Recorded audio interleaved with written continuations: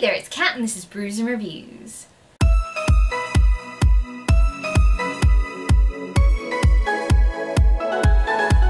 It's finally time for me to show you guys my February bullet journal flip through. The theme for this month was totally inspired by a readathon that I was taking part in, and that was Thrillerathon. Now this iteration of Thrillerathon actually was based on Cluedo, and that got me thinking, board games. I like board games. Here's my board game themed February bullet journal flip through.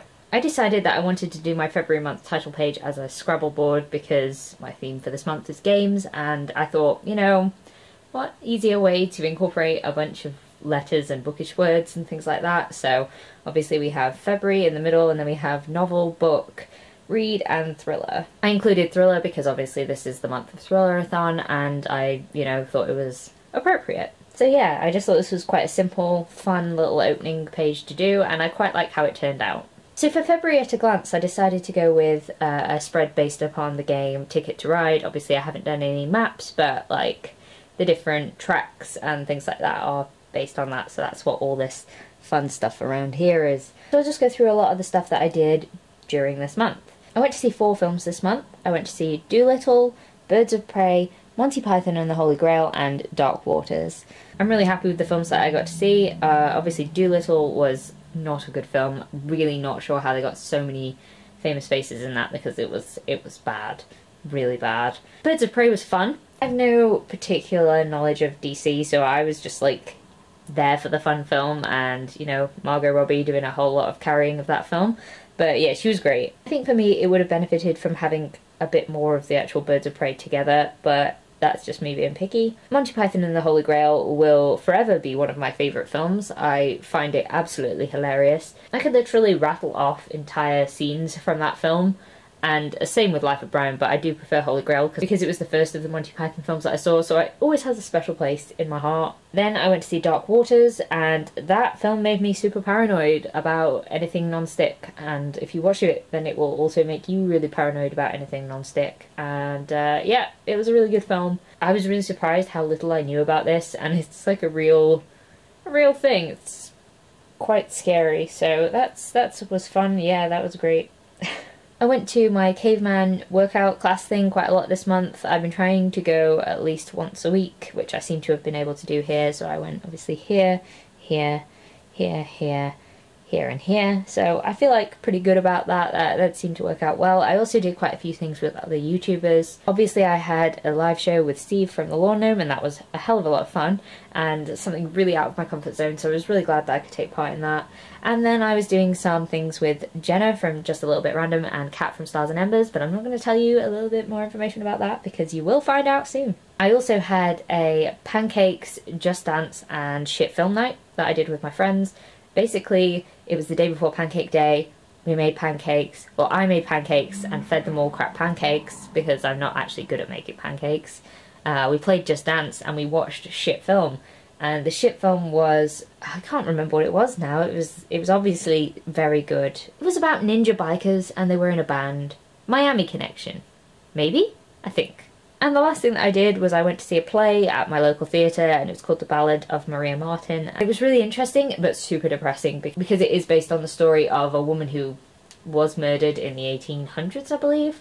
I think it's called like the Red Barn Murders, but a lot of it's about emotional manipulation or even physical manipulation and abuse, and it was very hard to watch because you see this woman growing up as like a headstrong child, and then all of the things that she sort of suffers through when she's growing up, and then she becomes involved with a man who is completely abusive, and it sort of breaks her down, and it's so horrible to watch because you know what's coming. You know she's going to get murdered later on because they tell you that's what happens right at the beginning, and it's just really horrible to watch, and then it ends on such a climactic thing that I really enjoyed. I thought that was a really brilliant experience, so I'm really glad I went to see that. Now we're moving on to my videos posted and my mood tracker. So for videos posted, I went with the theme of Dobble, which is a fun little card matching game, so it's can be kind of like Snap, to be honest, but yeah, this is a game to play if you're stuck in with your family and you want to end up hating them by the end of the game. As you can see, I quite consistently posted videos. I alternated between 3 videos posted a week and 2 videos posted a week. And to be honest, I was trying to find out which days were better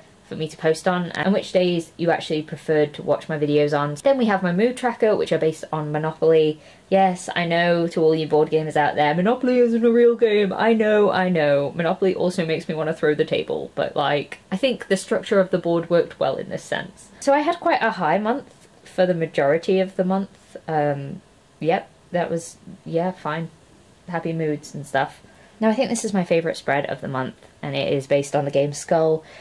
I just really enjoy how bright it is, how colourful it is. It's a beautiful game, to be honest, so I had a lot of really cool artwork to base what I was doing on and try and recreate on here, which I don't think I did a terrible job of. So I'm honestly kind of surprised by how well I did with a lot of the things in this month. I'm honestly really happy with how filled in it is, because obviously this bit up here is all to do with exercise, and it means that I did exercise every single day in February, so I'm really happy with that. I also spent most of the month eating healthy meals, and I'm really happy with that, and I maintained sticking to my eating out only 3 times a month. There were interesting periods of time that I went without reading or listening to an audiobook, like specifically what was going on here, who knows, who knows. I still think I read a considerable number of books in February. I like how consistent I am with filming, posting and editing videos, and I've been quite good with going to bed on time, which is really nice, and having a nice little mix of different things in terms of like hobbies. Obviously I watched a lot of TV shows in February, but that's because you can watch like an episode of a TV show and it counts for like ticking off that box. The glaring anomaly in this habit tracker is unfortunately replying to comments, which I still suck at, but you know, I'm going to be spending a lot of time in my house now, so I feel like maybe I will have the energy to do that. I'm really hoping that I can get better at that, because I still suck at it. So, you know, if you leave me comments, I promise you I read them, I appreciate them, I'm just really bad at replying to them. And now we're moving on to my last spread. It's the Thrillerathon ReadAthon spread. So Thrillerathon was based around the board game Cluedo, and I love that game. I think it's so much fun. So basically I had the cards and the prompts on this page, and then I put which books I read for each prompt underneath it. And then I decided that on this page I would track my reading and how many pages I was reading and which books I was reading for each day of the ReadAthon. So 15th, 16th, 17th, all the way to the 23rd. And I just put them in different rooms, and I thought that was kind of fun to sort of recreate the different rooms. I mean, obviously this is not some sort of artistic masterpiece, because, like, I just know, but also it was a lot of fun to sort of at least make it vaguely look like a Cluedo board. And yeah, I had a lot of fun with this one. I actually really enjoyed this theme of board games, so I'm really glad that Thrillerathon adopted this, because then it gave me a prompt for my entire bullet journal for this month. So yeah, I was really happy with that. I hope you enjoyed this video. If you did, please leave a like, comment, subscribe, and I'll see you in the next one. Bye!